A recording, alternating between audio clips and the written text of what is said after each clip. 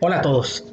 A través de este breve video se buscará hacernos saber que el interveniente en la atención a víctimas, o sea, nosotros, o en los primeros auxilios psicológicos, pues necesita del autocuidado, un concepto básico para poder desempeñar esta labor.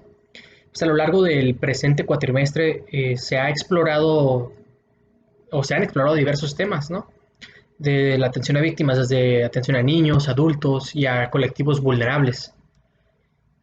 Para no padecer en esta situación, pues conocer la técnica, estar estudiando esta materia de atención a víctimas, son una de las primeras formas de evitar sufrir daño cuando seamos proveedores de los primeros auxilios psicológicos. Pero igual, les comento que esto no es suficiente, así que veremos algunas pautas de autocuidado para los intervinientes y cómo es la mejor manera o la forma más eficaz de explicar estas pautas en nosotros o para nuestros colegas. Para lo anterior existen los protocolos de desactivación, tal cual como se entiende. Entonces, entendámonos como que después de una intervención quedamos activados emocionalmente o sentimentalmente, ¿no? O ambas. Entonces, se manejan algunos protocolos llamados de desactivación,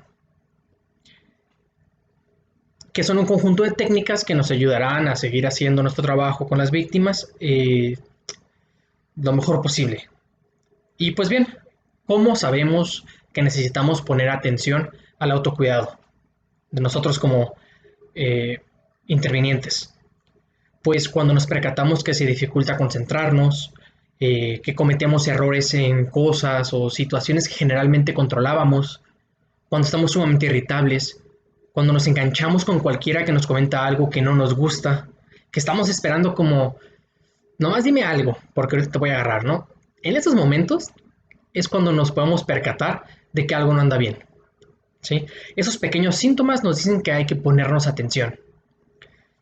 Y pues entre las técnicas más comunes de desactivación están el debriefing y el diffusing, que se tomaron como tal del inglés, la OMS así los menciona, así como algunas sesiones especiales en caso de muerte de un colega interveniente, ya en casos muy particulares. Pero ¿por qué es tan importante platicar acerca de estos temas? Se preguntarán ustedes. Pues porque puede afectar nuestro trabajo, no, y esto no tiene por qué llegar a desarrollarse un estrés postraumático, ¿sí? No tenemos por qué llegar ahí, pero podemos quemarnos, podemos llegar a la fatiga por compasión, que es el burnout de nuestra esfera laboral, ¿sí? Por ejemplo, para que lo asocien rápidamente, alguien a quien le pasa muy seguido lo de la fatiga emocional, pues es a los psicoterapeutas, ¿sí? Nosotros, a los policías, a los bomberos, a los rescatistas, gente que ve cosas traumáticas a diario, ¿sí? También a los rescatistas de mascotas, ¿no? Porque encuentran a las mascotas en muy mal estado, entonces todo esto los traumatiza en algún grado. Pero incluso podemos ir al otro extremo, ¿no? Que sería lo que coloquialmente llamamos el síndrome de Superman. Estoy seguro que ya lo has escuchado. Y que, por ejemplo, en ese tiempo de COVID-19, el síndrome de Superman sería presentarse para la atención a las víctimas sin tu mascarilla o sin tu careta, ¿sí? Mostrando muy poco autocuidado, así como poco respeto por las personas a quienes tratamos, ¿no? Entonces, se puede llegar a creer que a nosotros no nos pasará nada, ¿sí? Cuando se tiene este síndrome de Superman, ¿sí? Que podemos aguantar muchas horas trabajando, que no nos vamos a contagiar y que no vamos a contagiar a nadie de COVID, ¿sí? Todo esto nos señala que debemos parar y cuidarnos, gestionar los sucesos traumáticos con las herramientas que hemos mencionado, que tenemos que decirlo, ¿sí? Estas herramientas de las cuales estamos mencionando ahorita, el debriefing y el diffusing, no son psicoterapia, son solamente herramientas preventivas, ¿sí? En este video solamente veremos una técnica. Ya en un futuro cercano, dependiendo de cómo salga esta primera grabación, pues se tomará en cuenta para explicar las otras técnicas. Entonces, el diffusing es el que veremos. ¿El diffusing qué es? Pues es una técnica muy útil de desactivación posterior a la emergencia. Es breve y de aplicación, podría decirse que inmediata, ya que suele durar entre unas 20 a 60 minutos. Y tiene objetivos muy claros, ¿sí? ¿Cuáles son esos objetivos? Pues por un lado, informar tanto del hecho en sí como del estrés que ha sufrido el interviniente, ¿sí? Platicamos qué es lo que sucedió y cómo nos sentimos durante esta situación. Por otro lado, minimizar las reacciones de estrés en ese momento cuando se van para la casa y potenciar el entorno positivo, la red social de apoyo. La red social de apoyo me refiero a los compañeros, los colegas, a vernos ahí presentes, escuchándonos. De la misma forma que recordamos las capacidades de afrontamiento que ya tenemos y que los colegas tienen. Y no solo recordarlas, sino que reforzamos las capacidades que tienen los intervinientes de afrontar ese tipo de situaciones y de analizar el bienestar y las necesidades de cada persona, definitivamente. Por lo tanto, ¿qué es el diffusing? El diffusing es una técnica que podría ser una reunión informal, no está especialmente estructurada, es una técnica de aplicación inmediata, es una técnica de una forma de hacer un relato coordinado del suceso de alguna manera, como una técnica de autocuidado que tiene valor preventivo muy importante, más que otra situación. Y por otro lado, pues es importante decir qué no es el diffusing. O sea, el diffusing no es una terapia, ya lo mencionamos. No tenemos que pretender con el diffusing tratar a alguien, ni evaluar a alguien, hacerle un diagnóstico a nadie. No se trata de eso el diffusing. Tampoco se trata de hacer una ventilación descontrolada de nuestras emociones que hemos vivido durante el incidente, ni que sea una cosa que se alargue en el tiempo por horas y horas, porque no se entiende el diffusing como una sesión de 2 horas o una sesión de una tarde entera. Sí, no se entiende de esa manera.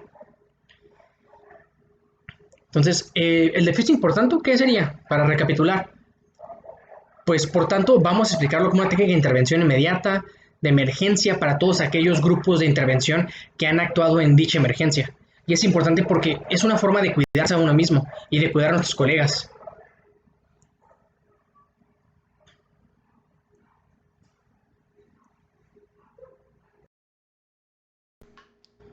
Pues bueno, esto consta de 3 fases, ¿no? Eh, ¿Qué son esas 3 fases? Pues son una introducción, una fase de exploración de los hechos y una fase de información y cierre de la sesión. Tal cual, el título las describe, ¿no? En la primera fase, la introducción se explica un poquito de cómo se va a desarrollar la sesión. Explicamos el funcionamiento, objetivos, se pide que las personas que tengan preguntas las hagan en ese momento. Citamos todos los componentes, que todo el mundo tenga claro de qué va a ser la sesión, que tenga claro qué es y qué no es, ¿no? Como lo hemos mencionado brevemente. Entonces, es natural que nuestra capacidad de atención se vea un poco afectada después de la atención a la víctima en caso de ser algo sumamente traumático, ¿no? Entonces, por ello es que les decimos, mira, los objetivos son A, B y C, y esto va a durar 20 minutos, media hora, ¿sí? Aproximadamente. Se trata de que hagamos este pequeño ejercicio todos antes de irnos a la casa. Es lo que se les comentamos.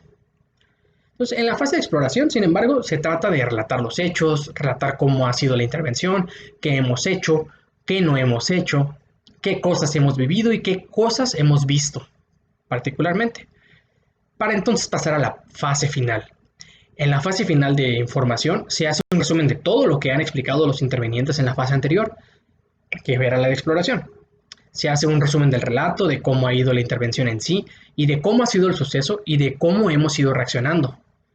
Entonces es importante todo esto porque se normalizan, se vuelven a recordar todas las reacciones normales del estrés y de evolución del estrés en las siguientes horas, en los siguientes días, qué reacciones son las normales para una persona que se estresó muchísimo en ese evento. Teniendo en cuenta que al ser intervenientes, ¿sí? O que estamos atendiendo a víctimas, la afectación no ha sido hacia nosotros, se ha estado expuesta de todas maneras a una cantidad pues, grande de estrés. No podemos pensar que no nos va a afectar, ¿sí? Entonces, por eso el autocuidado. O sea, recordar que tenemos un rol y que nuestro rol no es el de la víctima, pero sí el del acompañante. Entonces debemos tener en cuenta los estudios que documentan el hecho que los intervinientes se ven afectados, mostrando conductas que van desde la desinhibición o de sensación de control excesivo, hasta que pueden mostrar un autocontrol sumamente perspicaz o pertinente. Sin embargo, esto no es así. Ante un evento traumático, es claro que puede haber repercusiones. Entonces es importante que se sitúe bien el interviniente, nosotros, que se le den las pautas para poder afrontar la gestión del estrés vivido durante su jornada laboral. El diffusing normalmente lo llevará el coordinador o el jefe inmediato de la institución, ¿sí? Un compañero con más experiencia, ¿sí? Alguien que está a cargo.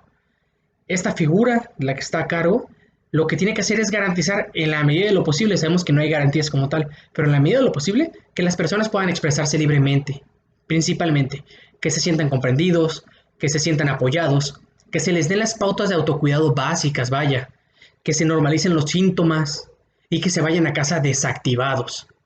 ¿Por qué? Porque han pasado un momento de estrés, de adrenalina, de la intervención, a un momento en el que ahora son capaces de explicar lo sucedido para no tenerlo que repetir en casa varias veces. Lo que nos lleva a la recomendación de hacer el defusing, muy importante y protocolarmente, para que no tengan que llevar a casa estos relatos con sus familiares y no dañarlos debido a que nuestros familiares pueden no estar preparados para recibir esa información o esos datos. Puede ser traumatizante para ellos y ocasionar problemas. En conclusión, podemos decir que hay muchos intervinientes, como nosotros, como nuestros colegas, que tienen problemas en casa porque hay veces que la necesidad de repetir, de contar la historia una y otra vez, lo vivido, pues genera tensiones dentro de la pareja, dentro de la familia. También habría que ver si no solo le afecta ahí, sino que le afecta en su trabajo y con sus amistades. Entonces, muchos de estos síntomas serían normales, es importante tenerlo en cuenta, después de un acontecimiento traumático, incluso para un interviniente hasta por 4 semanas, imagínense.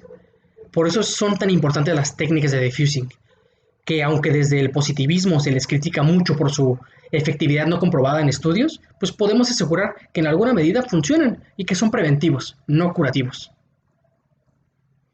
Pues gracias, este ha sido el diffusing y espero que les haya servido. Es importante que nosotros como futuros terapeutas o como terapeutas, si ya lo son, tengamos este autocuidado de nosotros mismos. Entonces nos vemos en un siguiente video tal vez para explicar el debriefing y alguna otra técnica que nos pueda ayudar. Hasta luego.